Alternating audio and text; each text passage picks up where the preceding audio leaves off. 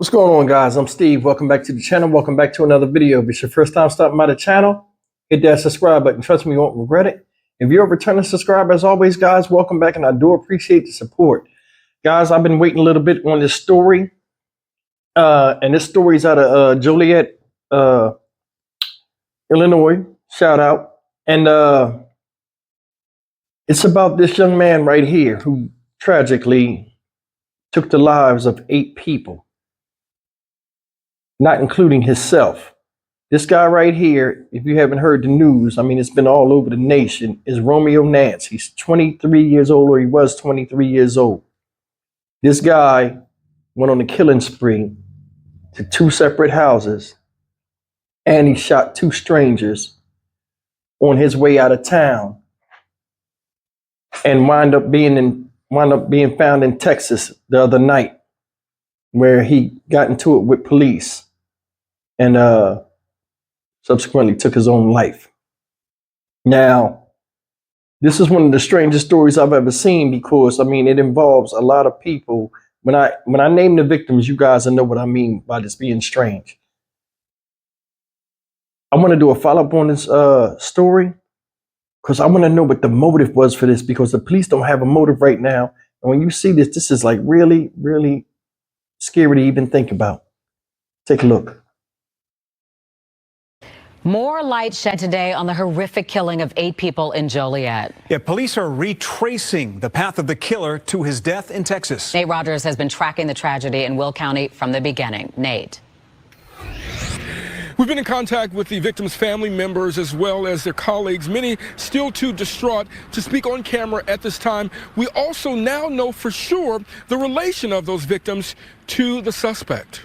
The Will County coroner identifying the victims as the suspect's mother, 47-year-old Tamika Nance, his aunt, 38-year-old Christine Esters, who's a corrections officer at the Joliet Treatment Center. Also killed 35-year-old William Esters, the suspect's uncle. Also 31-year-old Joshua Nance, his brother who was bedridden. Finally, the suspect's 3 sisters, 20-year-old Alexandria Nance, 16-year-old Alana Nance, and 14-year-old Angel Nance, all shot to death. We can't get inside his head.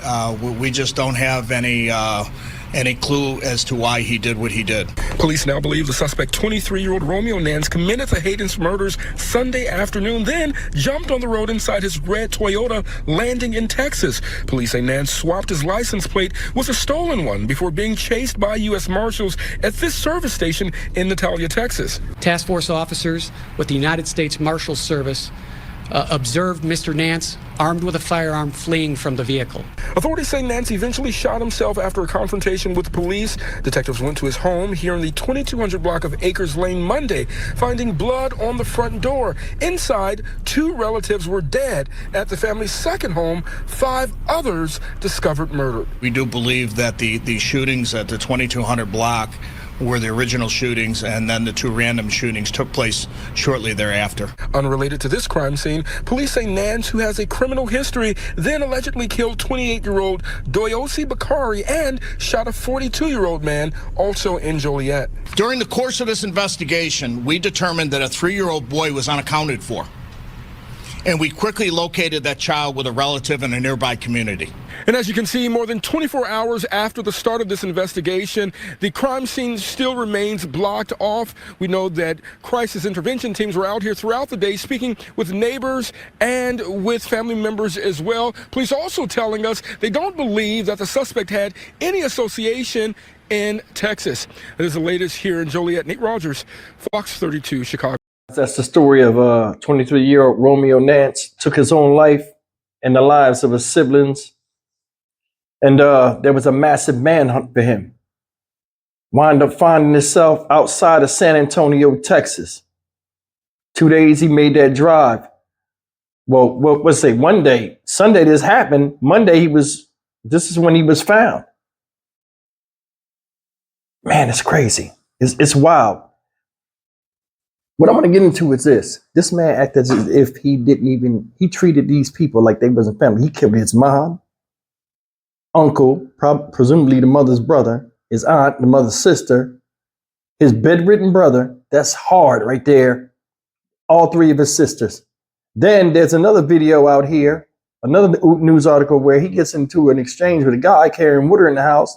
He drives around, circles around, comes back, didn't like the conversation, shoots the dude in the leg,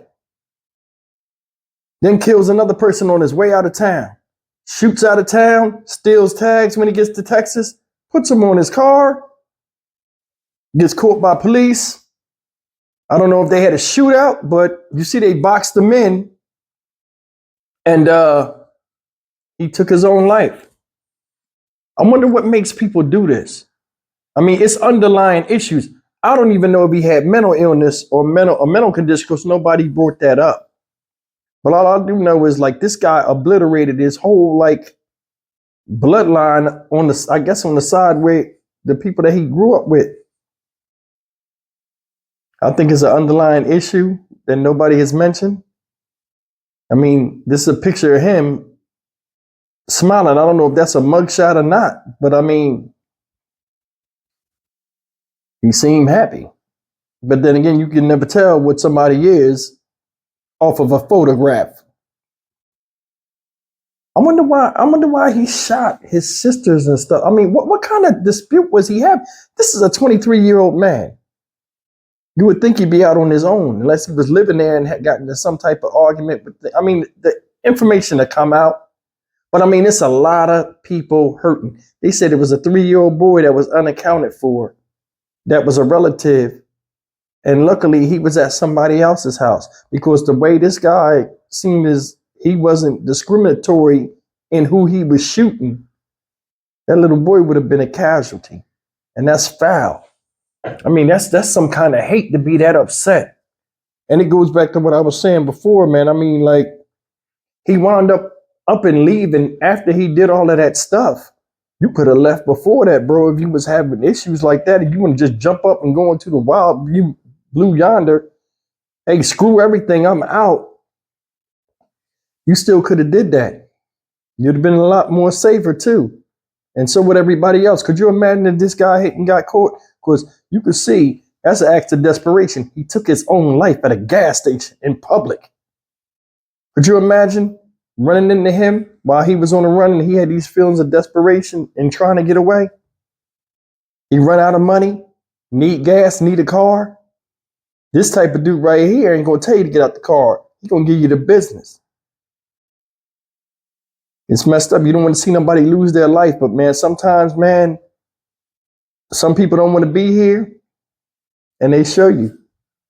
It's a lot of times they don't want to be here by themselves, so they take as many people as they can with them. 7 relatives, 1 stranger, and shot another stranger. Make it make sense. I mean, nowadays you can't even. This is like the stuff out of movies. This is something you would see in like a motion picture gangster film, and people would talk about when they came out as the credits roll up. Like, yo, this dude was crazy. He did this, he did that. Like I said, family ain't family no more. Maybe he had a lot of issues growing up, and he just wanted to air the beef out. Something was said, it triggered him. He was like, nah, you know what I mean? I ain't going for that. Or maybe, he had some type of mental issue, or maybe he just don't care. Either way, man, I mean, I seen other videos, man, where family members is out there jumping up and down in the street, crying, screaming out loud, man. Damn. The issues one person has or problems that they have can create a bunch of problems for other people if they can't control themselves. And this is a perfect example. That right there was a heavy stone thrown in a small pool of water. Ripple effects immense. I hope these people can get past this in life. And I mean, this right here is a learning experience to a lot of us out here. Just because we have issues with each other don't mean we can't walk away, but we can't try to resolve them. If we can't try to resolve them, leave people be where they are, because if they're the problem, as always, life will take care of them. That's why all of this seeking vengeance and stuff, when people are on a one-way path to destruction and they do something to you, sometimes it's better to back away. Some people like the hell that they creating and the hell that they exist in because they don't know nothing different. Now, I don't know the situation with this young man, but he was 23 years old. If he needed help, it's messed up that he didn't get it. And it's also messed up that he didn't really give a warning before he did this to these people. This whole thing right here, and this is not a joke, give a whole new meaning to the when somebody be like, come over there and I take everybody out in this house. This dude actually did it. It's a damn shame. I'm Stock Market Steve for the Dynamic Reason channel. As always, like, comment, share, and subscribe. May everybody that lost someone and man that was shot, may they rest in peace and this guy make a full recovery. I'll see you guys in the next video. Take care.